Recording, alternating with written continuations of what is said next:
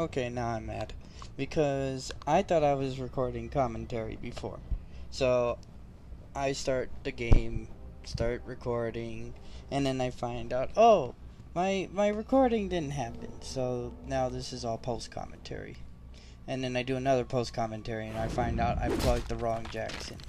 And I take out all my anger on this dude because I started a side mission on a different save file. So that way I actually know somewhat of what's going on. Because the side mission is going to be Cloak and Dagger. And literally it's a pain. And I start hacking just to get experience.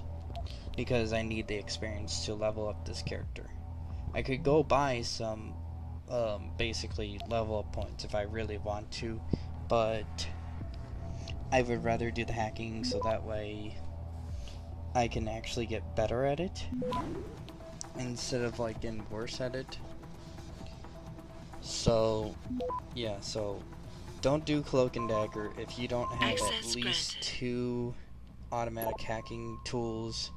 If your hacking tool is a level 2, if you have a level 3, however, you just need 1 hacking tool.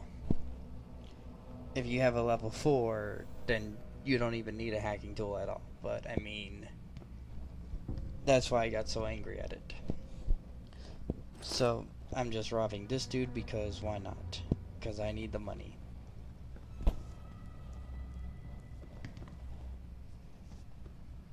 So, yeah. So, this is all it is, basically. I'm mad because I recorded about a good 50 minutes, so now I gotta do 50 minutes of post-commentary. Well, not necessarily 50 minutes, but still, there's a lot of dialogue, and then a lot of backtracking. Because right now, I just have to get out of the basement, or out of the police station, and just robbing people of concussion grenades and credits and all that type of stuff. But still, that's a lot of work. So, we're just sneaking through, basically, out of the police station.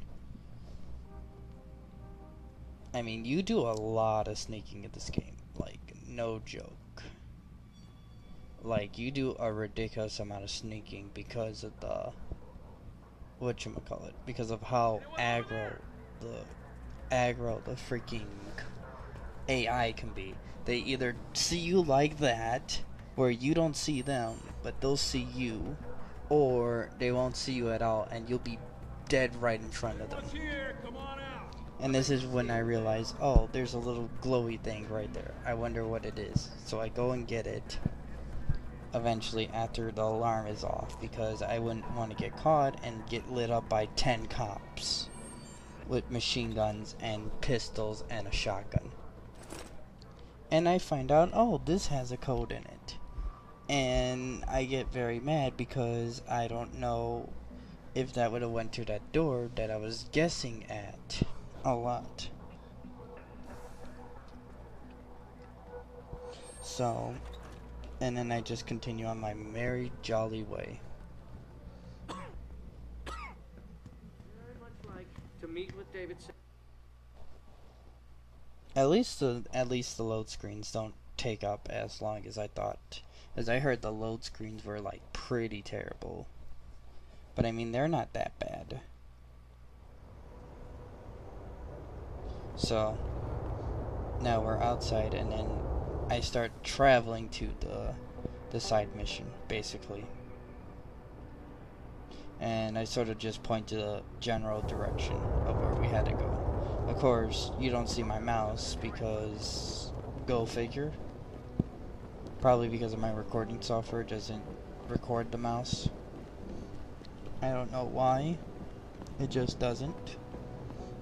And so now we go and talk to that woman in that Jensen. red and Long silver time no jumpsuit. see. Whatever it is. Jensen. My God, it's been a while. Remember me? We used to work the old 17th precinct back in the day. Man, I wish I could go with the good old you haven't changed at all bit, but that'd be complete and utter bullshit, right? Yeah, I guess that's one way to put it. You look a little different too, Xander. What's your new gig? Deep cover. I'm keeping tabs on the derelict row ballers for now. I've got a hunch something big's coming. Why do I get the sudden feeling you're about to include me into that something big? Because you're clever. That and the fact that, well, it's pretty obvious. But jokes aside, you couldn't have come at a better time, Jensen. This case I'm on, we're stalling and we could use a little external help. Go ahead. I'm with IA now, and we're working a sting on a dirty cop named Jack O'Malley. Elusive motherfucker. I mean, Men in Black elusive. We know he's involved in drugs, weapon dealing, tied into the gangs. But he's clever, and we just can't seem to pin anything on him. I swear he's got friends in high places. Okay, and where do I fit in all this? You're an outsider. You can go places we legally can't. I need someone to do a couple of things. Break into his apartment, sneak into DRB territory, and finally, go undercover posing as a hitman. This guy is nothing minor, Jensen. He's the real deal. Major player, major consequences. We have to get him before shit hits the fan. You in? Can't let a guy like that roam free. I'm in. All right then, let's get to work. Like I said, I've got a couple of very promising leads, but O'Malley's got friends among the powers that be. I wouldn't be able to get my hands on a warrant even if I had footage of the perp confessing in real time as he's finger painting his motive on the wall in the victim's blood. So I guess we're gonna have to break a few rules.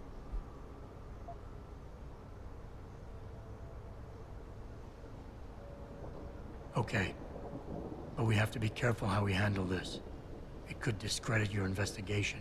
True, but thing is, Jensen, it's either this or there simply won't be an investigation.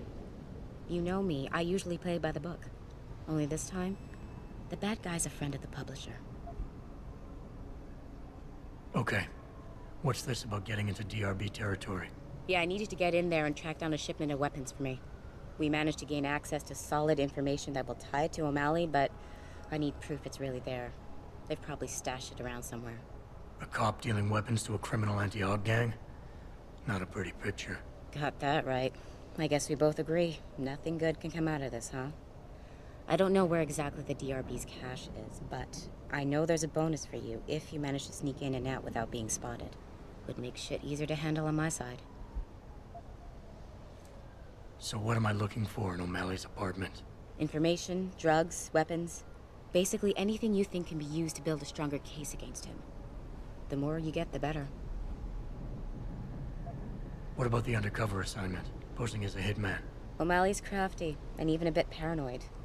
He's always using proxies, scapegoats, and red herrings to get us off his ass. But after months of schmoozing, we finally got through to one of his guys. Turned him into a mole. He provides us with information, stuff like that. And he's gonna be my way in?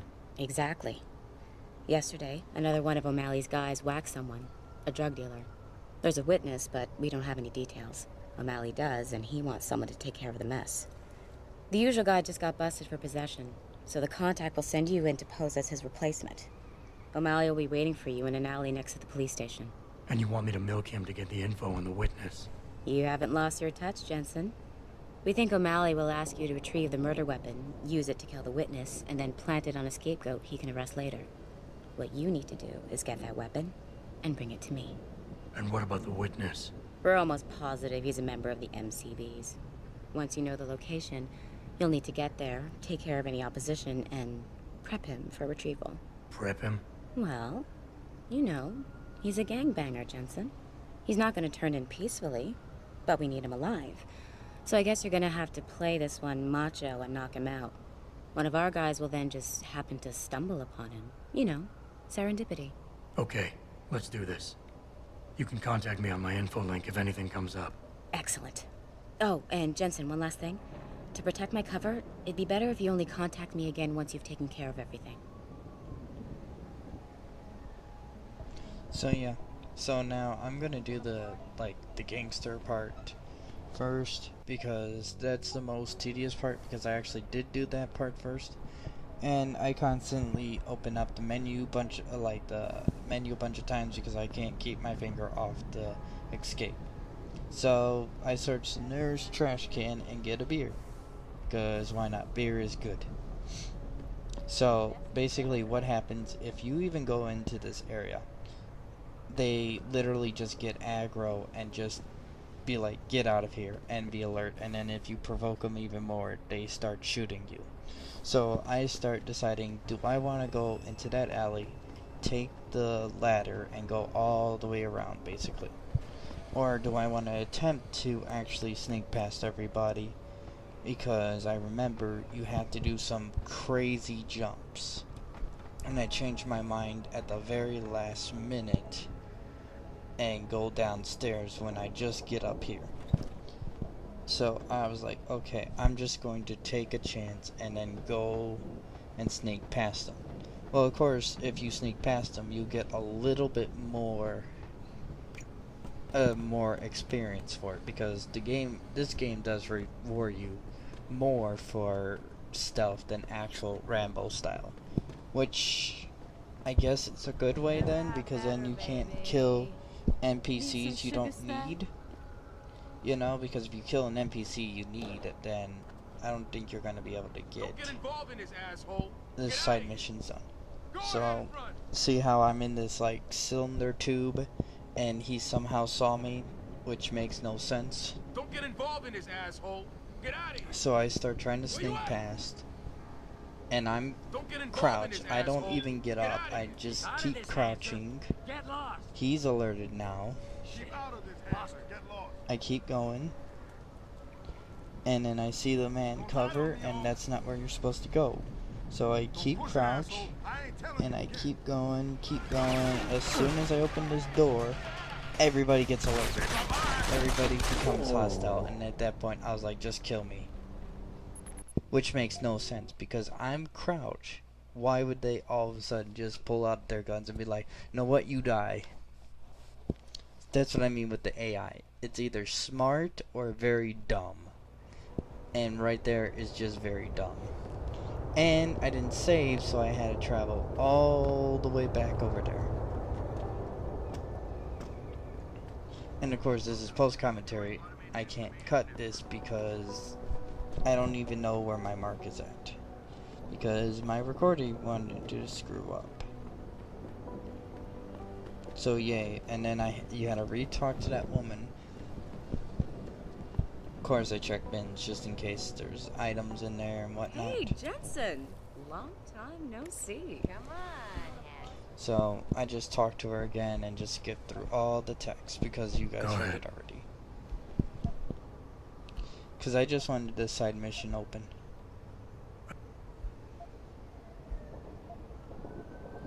So skipping, more skipping. So now I decided to do it the smart way and actually take the ladder. And I actually succeed in taking the ladder. I wouldn't say it's impossible, but it helps if you have certain abilities. Like, this game gets easy as soon as you get certain abilities. Like, get hacking and all that type of stuff, but if you're playing the game for the first time, you don't know what's good and what's bad. And you're not going to spend all your money on upgrades because you don't know if you're going to need health or bullets.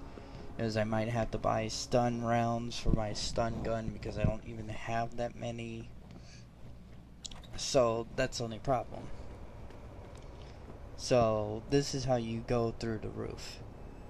You have to literally run across this thing, land on this thing, and then jump across those, and then jump on that railing right in front of you, right there.